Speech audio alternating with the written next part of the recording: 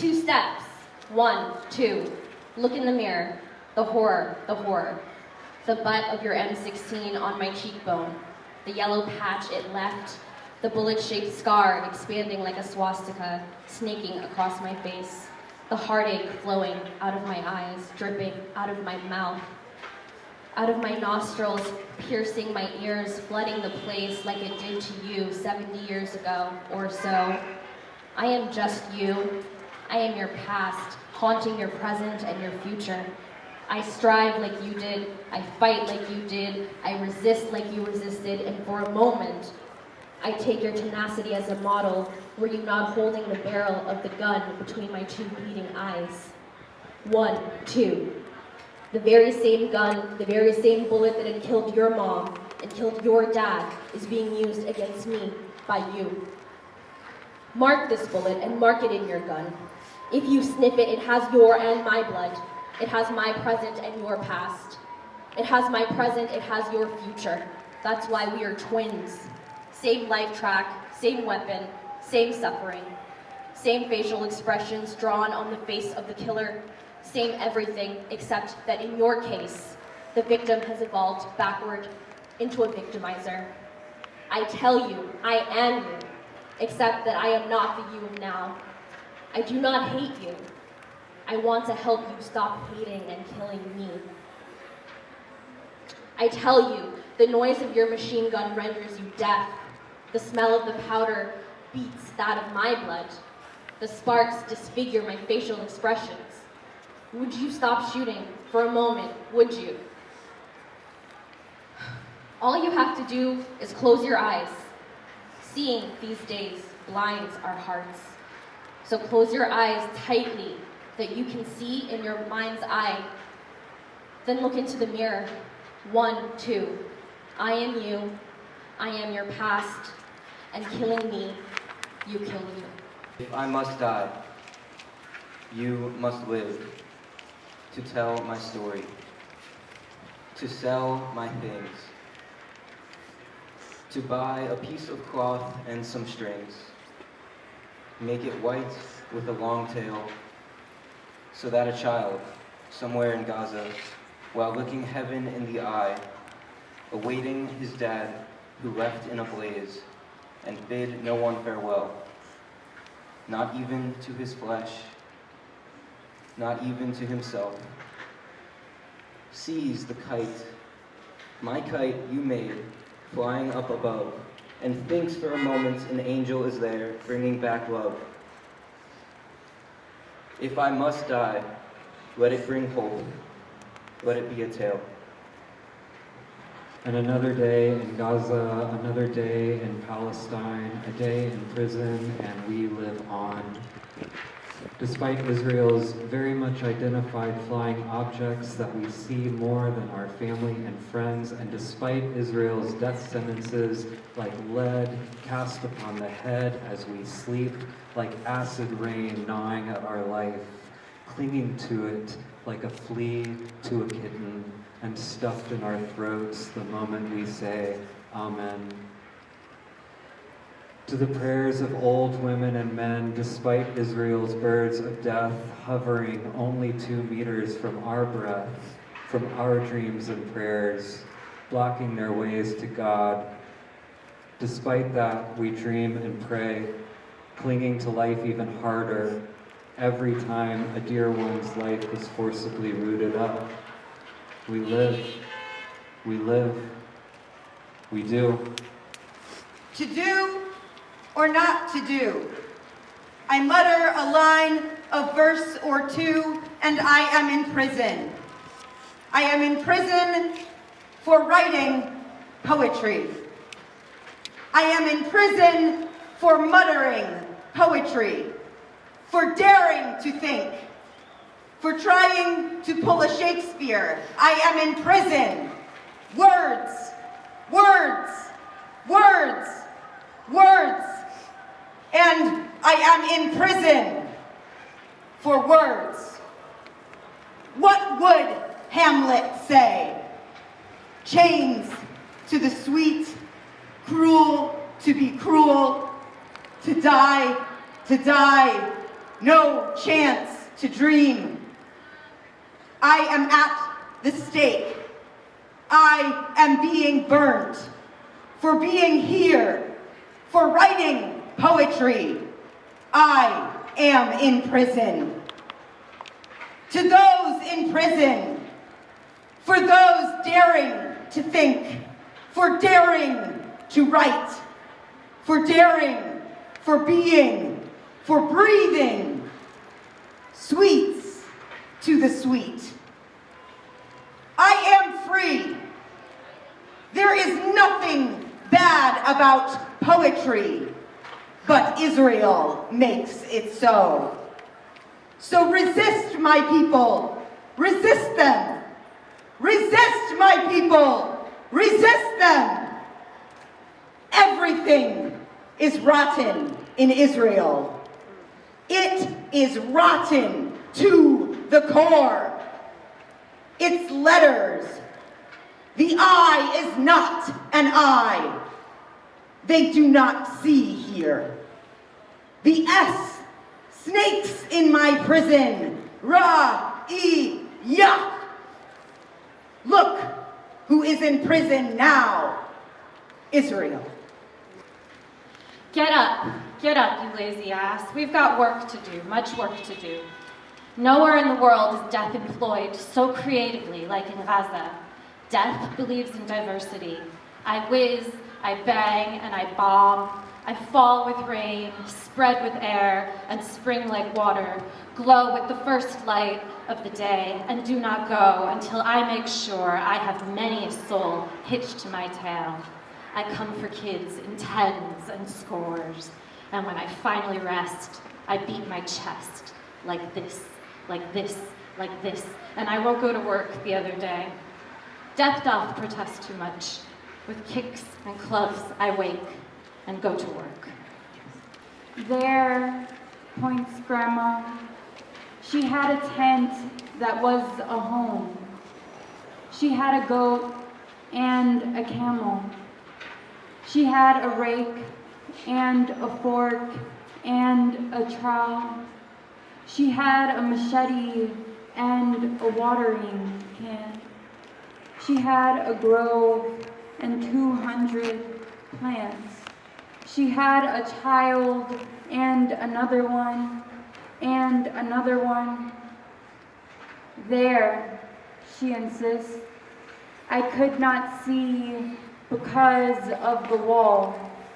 I could not hear because of the noise. I could not smell because of the powder. But I can always tell. I am sure of Grandma, who always was and is still and will always be. She smells like soil and smiles like soil and blinks like soil when touched by rain. She has a house that is a tent. She has a key and a memory. She has a hope and 200 offspring. Grandma is here, but lives there. When I Stoop, a poem for Mahmoud al-Sarsak. The walls of my prison whisper to me.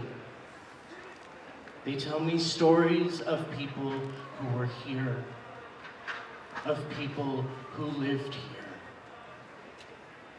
There was the weak, and there was the old, there was the child, there was the lady. They were here, but now they are there. In my prison, I talk to the walls, and they to me talk that one day I will walk. One day my jailer will stoop at my feet to unlock the chains. It does not matter why, but he will stoop. Inside my prison, I draw my future with minute details. On the other side of the wall, behind the bars, sits the jailer. As he turns back and looks me in the eye, he pours mountains of boredom and lets loose of a sigh. I look back and smile. He clears his throat, blinks once, then twice, and moves his lips. I walk away and give him my back. I smile again, winking at the wall. See, it tells me, I know.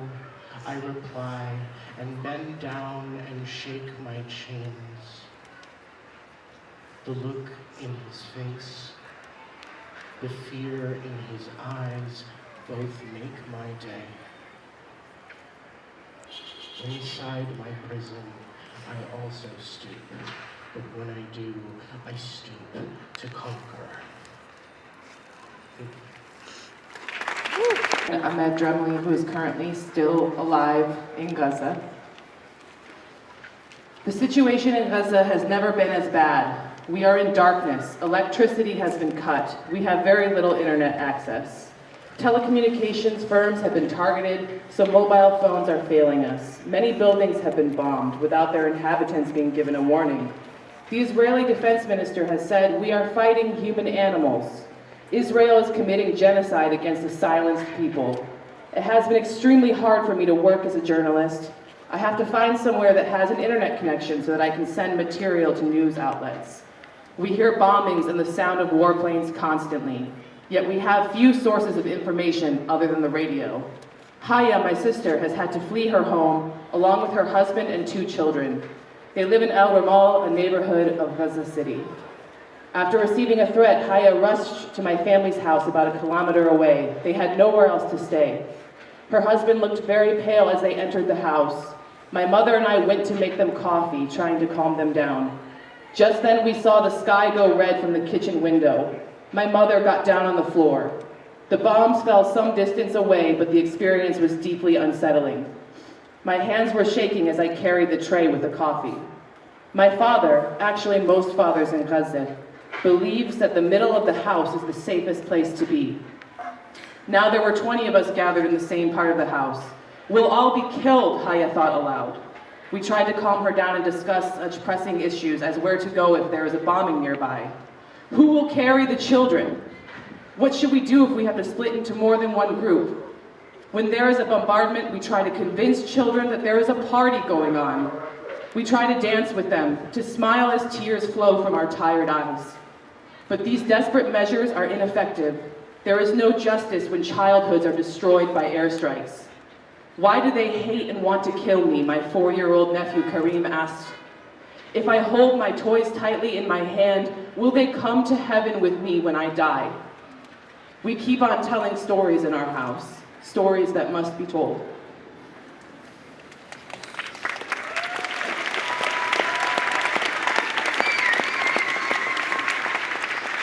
Drenched by Refaat Alareer, 2022. On the shores of the Mediterranean, I saw humanity drenched in salt, face down, dead, eyes gouged, hands up to the sky, praying or trembling in fear. I could not tell. The sea, harsher than the heart of an Arab, dances, soaked with blood. Only the pebbles wept, only the pebbles. All the perfumes of Arabia will not grace the rut Israel breathes. Rest in peace. But why would Israel bomb a university? Some say Israel attacked the Islamic University of Gaza just to punish its 20,000 students or to punish Palestinians to despair.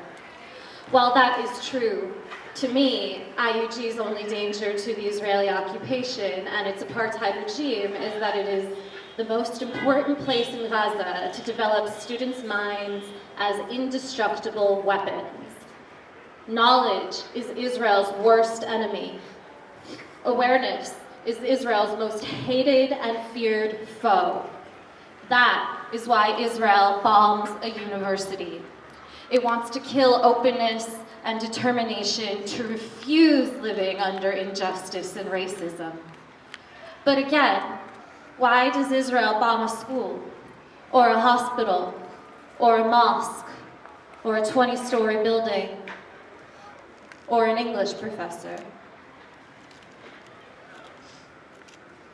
In Judaism, we say, may his memory be for a blessing. And we have updated this to mean, may his memory be for a revolution. He has commanded us.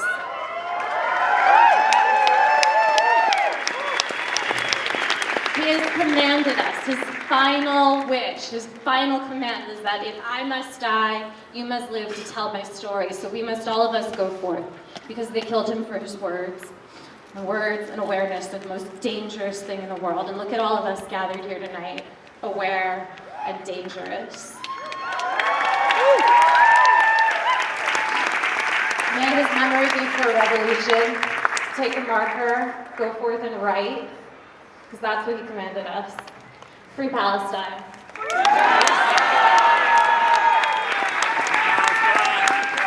One of Dr. Refaat's last dispatches from Gaza on Twitter is dated December 3rd, where he wrote, "I wish I were a freedom fighter, so I die fighting back those invading Israeli genocidal maniacs invading my neighborhood and my city." And I think that we all agree that in the most horrible way, his wish has come true. He lived, he fought, he spoke without fear, and his name will forever stand for the freedom of his people. Free Palestine! Free Palestine! From where? The river to the sea! To where? The sea! Palestine will be what? From the river to the sea? Palestine will be free! Thank you. I want to read one more poem. This is a poem not by Dr. Refaat or a Palestinian poet or contemporary poem. This is another poem that is one of the sources for his poem, I Must Die. It's by the Jamaican poet Claude McKay, who is an internationalist, communist, who lived here in New York City and around the world. He wrote this poem called If We Must Die in the aftermaths of the white supremacist riots and murders in the summer of 1919. And like the poem by Al-Mutanebi, the 10th century Iraqi poet that Layla read earlier, this is one of the sources that Refaat drew on for his work. If we must die. If we must die, let it not be like hogs, hunted and penned in an inglorious spot, while round us bark the mad and hungry dogs, making their mock at our accursed lot. If we must die, oh, let us nobly die, so that our precious blood may not be shed in vain. Then even the monsters we defy shall be constrained to honor us, though dead. Though far outnumbers, let us show us brave, and for the 1,000 blows deal one death blow. What though before us lies the open grave? Like men will face the murderous, cowardly pack, pressed to the wall, dying but fighting back. حرية حرية انتفاضة شعبية انتفاضة شعبية وانتفاضة انتفاضة انتفاضة long live the intifada long live the intifada intifada intifada intifada intifada long live the intifada long live the intifada intifada intifada intifada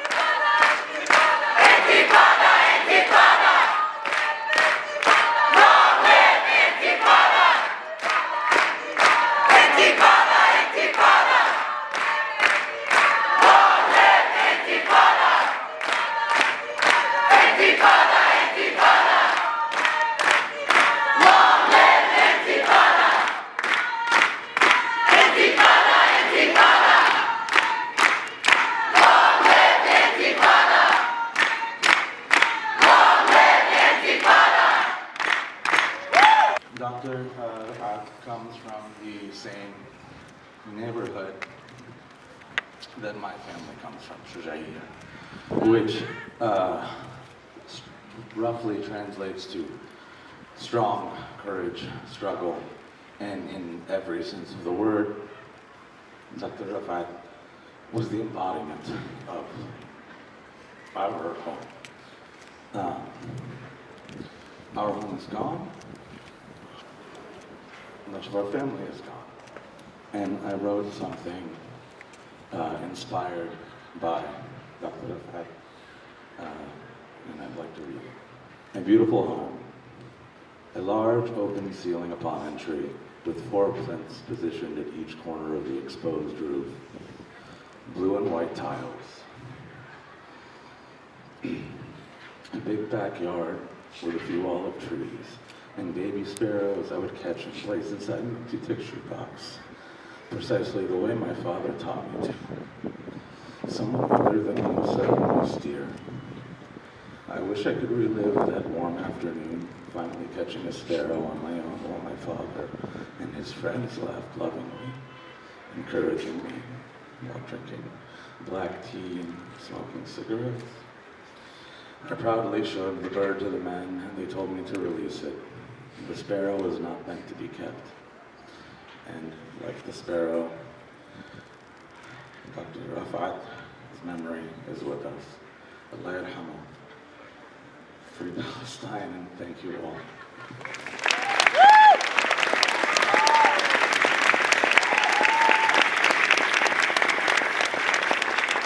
Think about this by Mahmoud Daris. As you prepare your breakfast, think of others. Do not forget to feed the pigeons. As you wage your wars, think of others. Do not forget those who fight for peace. As you pay your water bill, think of others. Those who are nursed by clouds.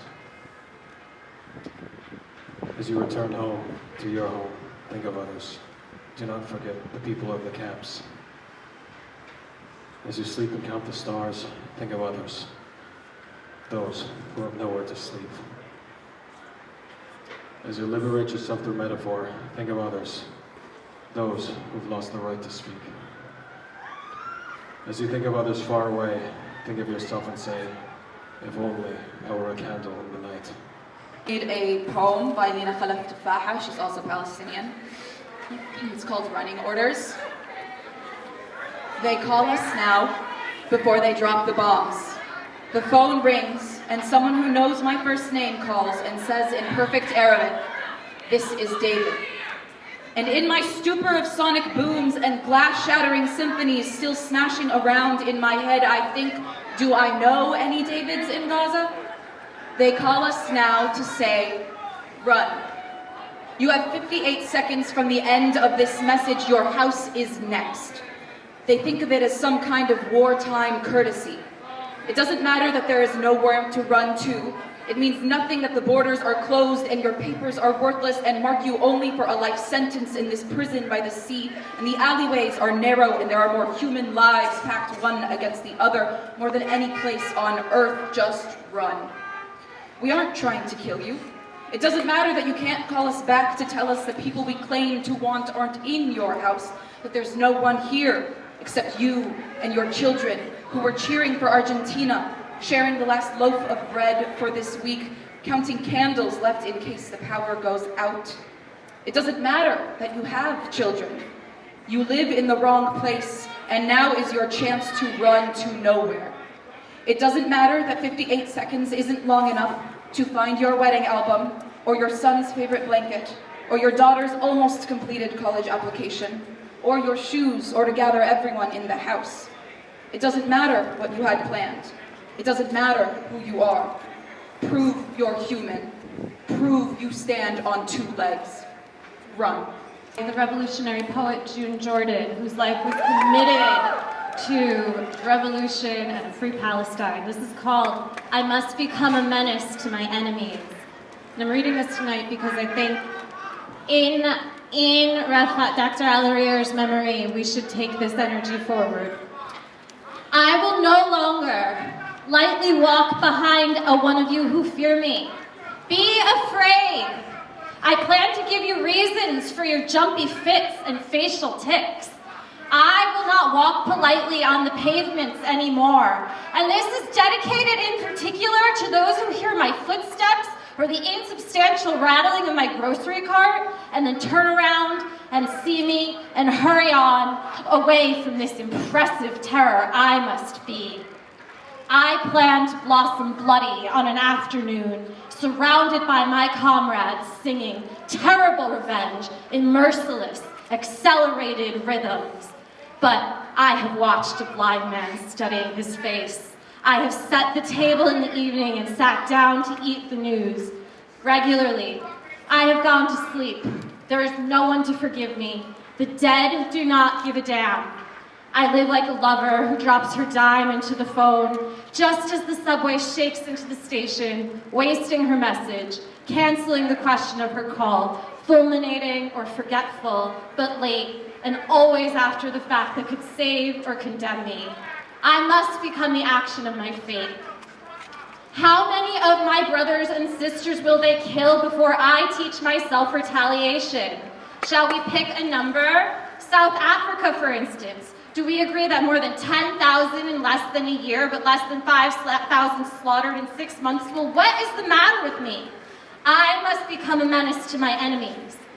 And if I ever let you slide, who should be extirpated from my universe, who should be cauterized from Earth completely, law and order jerk-offs of the first of the terrorist degree, then let my body fail, my soul, its bedeviled lecheries. And if I ever let love go, because the hatred and the whisperings become a phantom dictate, I obey in lieu of impulse and realities, the blossoming flamingos of my wild mimosa trees, then let love freeze me out. I must become a menace to my enemies. I'm going to close us out tonight with one final poem by Hiba Abu Nada, who was martyred on October 20th. She wrote this poem from under the bombing in Gaza a week before she was killed by the Israeli military. This poem is called I Grant You Refuge, and it was translated by Huda Fakhreddin. I grant you refuge in invocation and prayer. I bless the neighborhood and the minaret to guard them from the rocket, from the moment it is a general's command until it becomes a raid. I grant you and the little ones refuge, the little ones who change the rocket's course before it lands with their smiles. I grant you and the little ones refuge, the little ones now asleep like chicks in a nest. They don't walk in their sleep toward dreams. They know death lurks outside the house. Their mother's tears are now doves following them, trailing behind every coffin. I grant the father refuge, the little one's father who holds the house upright when it tilts after the bombs. He implores the moment of death, have mercy, spare me a little while. For their sake, I've learned to love my life. Grant them a death as beautiful as they are. I grant you refuge from hurt and death, refuge in the glory of our siege. Here, in the belly of the whale, our streets exalt God with every bomb. They pray for the mosques and the houses, and every time the bombing begins in the north, our supplications rise in the south. I grant you refuge from hurt and suffering. With words of sacred scripture, I shield the oranges from the sting of phosphorus and the shades of cloud from the smog. I grant you refuge in knowing that the dust will clear and those who fell in love and died together will one day laugh. Free, free Palestine! Free, free Palestine! Thank you.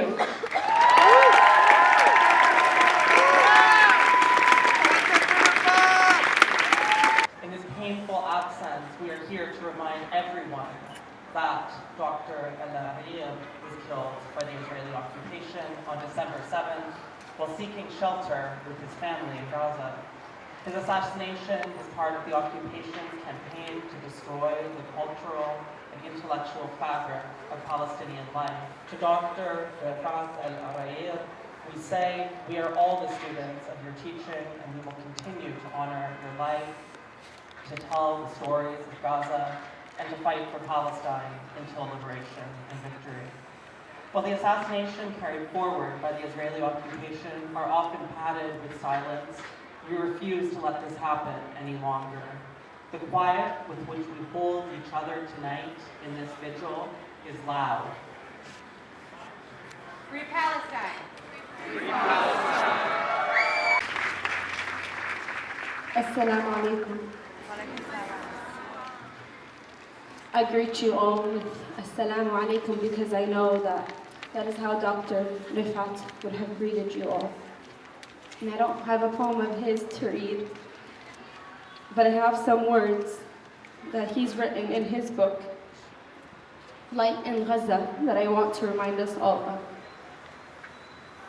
The wounds Israel inflicted in the hearts of Palestinians are not irreparable. We have no choice but to recover, stand up again and continue the struggle. Submitting to the occupation is a betrayal to humanity and to all struggles around the world. Those are the words of Dr. Refaat. And though his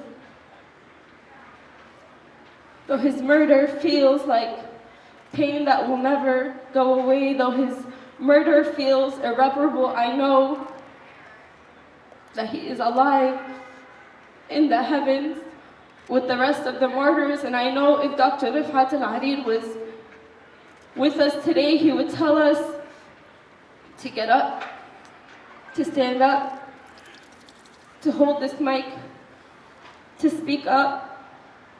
He would tell us not to fall into despair.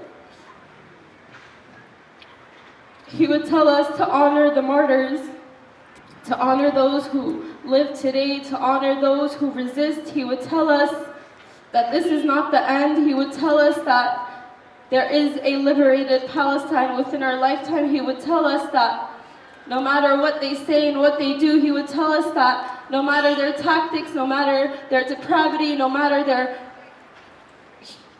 utter disregard for humanity, that he would ask us and he would implore us to show up today, not to honor him because he is too humble. But he would ask us to show up for Palestine in any way that we can, from wherever we stand, with whatever we have.